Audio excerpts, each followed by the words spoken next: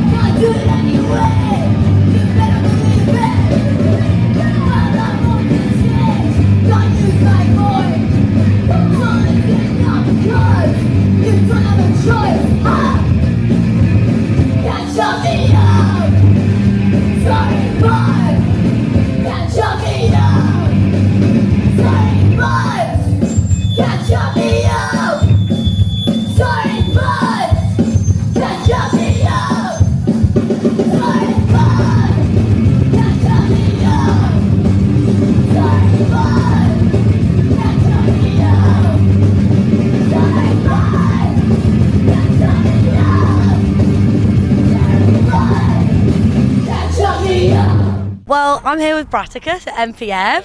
Hello, my dears, nice to see you. So this is your second time playing MPRV, is it? No, first. Is it really? We were supposed to play a couple of years ago, and we got had cancelled, didn't it? Yeah, it did. So first time. First time. How are you feeling about it? Are you feeling excited? Nervous, excited. Yeah. I think we just caught the end of the last band that was on, and it looked amazing. Yeah. So I'm looking forward to it. Yeah, it's a good venue for you guys as well. I think that's going to be a really good size. I hope so. Oh mate, you're going to pack it out. Like, there's a lot of people over the weekend that have been like, "You're going to BRATAKUS." Really? Yeah. Honestly, it'll be good. It'll be good. I mean, I'll be there, so and that'll be great. Then. That'll be fine Yeah. then. Be all right. Be fine. Yeah, I'm happy with it. Just me. We played a gig in Glasgow once where the only person in attendance that wasn't a member of the band was a guy dressed fully as a wizard with a staff. that made up for a whole crowd. Yeah, of course. Yeah. No, totally. But congratulations on getting signed. Thank you. That's pretty cool. Yeah. That's very exciting. It was unexpected, but it just Was kind it? of Yeah. happened, and we're very, very happy. Yeah, buzzing. And also, you've just had a new music video out, Final Girls. Yes, Yeah, looks mint. made really by Alice nice. Black. Okay, cool. Good to plug. Yeah. Good to plug. Yeah, can you tell us a little bit about that song and that music video? What's it about? So the song, I wrote it quite a few years ago, and we're big horror movie fans, and we wrote it about the trope in slasher movies where there's the final girl, and there's all these kind of people started to notice that there's all these kind of rules that the final girls have to follow in order to be the one that survives, and so they have to abstain from certain things. They often dress in a more conservative way, or they're more there's a kind of way you have to be, and then the song is about how it kind of echoes real life for women and what society puts on you as well, if you're not doing this and this, then you deserve what happens to you, that kind of thing. But we also, right now, it's kind of good timing for it to come out because I think it's really poignant with what the Supreme Court ruling has just for trans women, and it's about not fitting into the mould and not accepting being told how you're supposed to be. Yeah, 100%. Do you want to talk about the music video? Yeah, in the video we wanted to do something horror movie themed to go with that, and we thought Carrie's kind of the ultimate final girl because she just turns everything on its head at the end. So that's exactly what we wanted to do.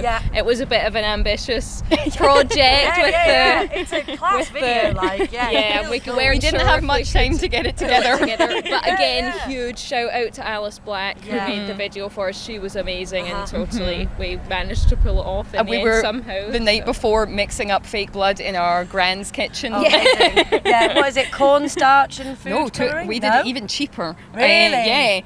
Ona's celiac, so she gets xanthan gum for free. And it's xanthan gum, food colouring, coffee and water. Yeah, That's it. Buzzing. Yeah. Okay, well, that's good if you need a cheap That's the official way BRATAKUS to... fake blood recipe. Yeah, thank you. Oh, an exclusive. News. Yeah, man, 100%. Love it. No, it's great. It's brilliant. Like, I loved the music video. Yeah, it was really cool. Really cool.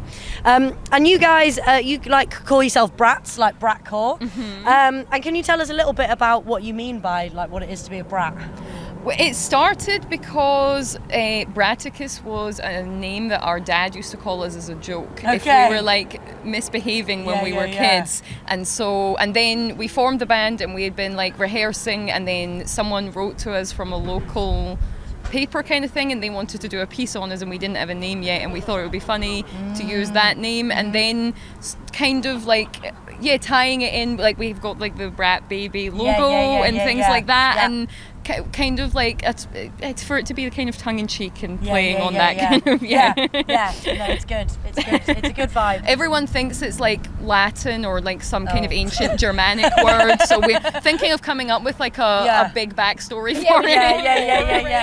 Yeah. I guess maybe also because the logo that you've got with like the Native American woman in it, is that like the drawing that you did of the album that cover. might also be that as well, like, 'cause it's a great image. Like all of your imagery with all of your stuff is really cool. She draws it. Is it really all of your stuff? Oh mate, very talented family. Fake blood and exactly. writing and drawing skills. Like what amazing. other talents could you want? Yeah, 100%. And you guys, is it a band that you're in as well? You play music? Amazing. Wow. A little bit. Just a little bit. Just a bit on the side. When we're not making fake blood. Yeah. 100%. And BRATAKUS has been around since 2015. Yes. Which is a like, long time. Crazy. Like, absolutely mad. We're teenagers. Man. Like, I mean, and a lot has happened like in the last 10 years, like politically, but also with COVID, and you know, a lot of changes had like a lot of effect on creatives and the events industry. Are there any changes, like positive or negative, that you have noticed, like from when you first started being in the band to now? I know it's a big question. Big question. Yeah, I think it's. I think after the pandemic, we found that there was a big change in at least the Scottish DIY scene. I think it's a lot harder for people to put on. We lost a lot of venues. Yeah, we lost a lot of venues. Things became really expensive. And we used to play in Glasgow almost every week. Really? And now we don't play there very often. There's still gigs happening, but it's not as prolific. And I think it might take a while for the scene to recover from and it everything. Definitely is. It's still like Well, oh no, 100%. I'm a big fan of like the Glasgow DIY scene. Like, I think it's people are still doing it. Yeah, but 100%. I think it's just a lot harder. It used to be like we could just fuel didn't used to be so expensive. We live right up in the Highlands, so we could just drive down, see our pals band, play whatever, and be chill. And it was much easier to hire venues and things. So that is a big change that I've noticed. No, it is hard. Like a lot of things are much more expensive, and like it's the same with us with like putting on Riot Garden events. It's like because we've only been around 3 years, but like the difference between like what it was 2 years ago of what things cost, like how many people could afford to buy tickets for things, because we always tried to do sliding scales of like ticket prices, and like no one's turned away for lack of funds or anything. So which we feel is like a really important part, but like especially our last like 4 events, we've been lucky to like even break even. And it's just like it's something that seems to be very common with bands and promoters at the moment. Like it is just like, but I think we're gonna get out the other side, and I think 100%. I mean, what other choice do you have? Do you know what I mean? You've just got to keep going. So like, 100%. But 2015, man, does that feel really weird that it's been like 10 years? Yeah, it does, to reach such a big kind of like milestone one where we're like, it kind of just hit us out of nowhere. It kind of felt like we're like, oh fuck, we've been doing this 10 years now. Mad. And we've kind of grown up doing it as well, because we were so young when we started. It's just one of those, weird things that it feels a bit It's mad. now, it's been basically our entire lives for 10 years. I mean, it's kind of funny as well because it's like, you know, 10 years of Manchester Punk Festival this year as well.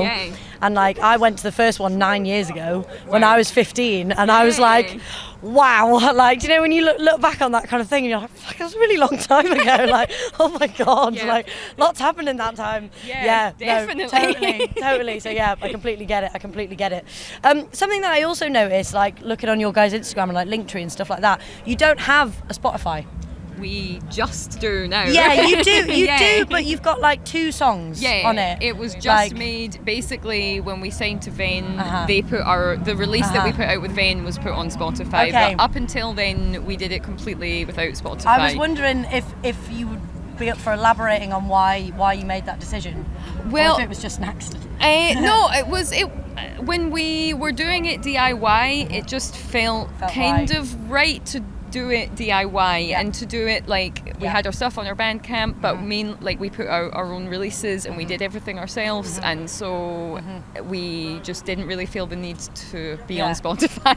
Yeah, 100%. I mean, and also like there's a lot of DIY bands at the moment that are on Spotify because it's the thing that you do, but actually Spotify quite famously doesn't pay their artists. Exactly. You know, you don't really get anything, and they don't really care. You know, like there's been a couple of DIY bands that I know where there's been admin problems where their new album hasn't come up on their Spotify page and like things like that, and that's obviously where most people go and look for things, and it just seems to cause them a lot more trouble than it's actually worth because you don't get any monetary gain from it. You know, so it was just interesting that quite a big band like you guys weren't on Spotify, and I just thought that was quite like, but like you obviously are now you've been signed and stuff, but it's like it's cool that you've spent this long just like gaining this popularity without we did the entire tour with the Hives, and every night people were like, I tried to look for you on Spotify and you're not there. Do you even exist? Yeah. Are you a figment of my imagination right so now? Guys, there is things outside of Spotify, you know, like crazy. Yeah, totally. And you guys are absolutely smashing it with gigs. Like as I got a little glimpse trying to book you for a Riot Garden show, and you're going to be in Italy. Like it's like amazing, incredible. But like, yeah, you've got a lot going on at the moment. Can you tell us a bit about what's coming up for you? Okay, we're not the best people to ask. Right. You're travelling a lot. There's a lot of countries. We are doing definitely Poland this year. We are doing Bordeaux this year. It's better for people to look at our social media. Yeah. We've got kind of got a lot of things in the works. There's a lot of unannounced stuff. But we've got some stuff coming up, and we will finally have an album out at some point as well. Amazing. I know people don't believe us at this point. It's been a long time. Yeah. But and then we will have a tour for that as well. Wow, amazing. And that's like, and your European like kind of touring around, like that is a BRATAKUS tour. Yeah. That is like, you know, that is you, and you've got support acts for you. You're not going with other people. Like that's just you guys. Yeah. So for our album, it will be our tour. Yes. Amazing. But we love touring in mainland Europe. Yeah, really. we love doing European gigs. The amount that I hear about what it's like to gig in Europe is so opposed good. to what it's like in the UK. We are in Sweden all the time. It's really? So cool playing there. Yeah. The DIY scene good there. The punk scene. Yes, is good. Really good. People treat you so nice. Everyone is so nice. Like where you meet people and you're like, that was the nicest person I've ever met. Yeah. That was the nicest person I've ever met. Yeah. Oh, so lovely. That is so lovely. And just finally, are you guys sticking about this weekend? Are you able to catch any of the bands, or are you jetting straight off? Yeah, we are driving back to Scotland tonight. Hey, fair.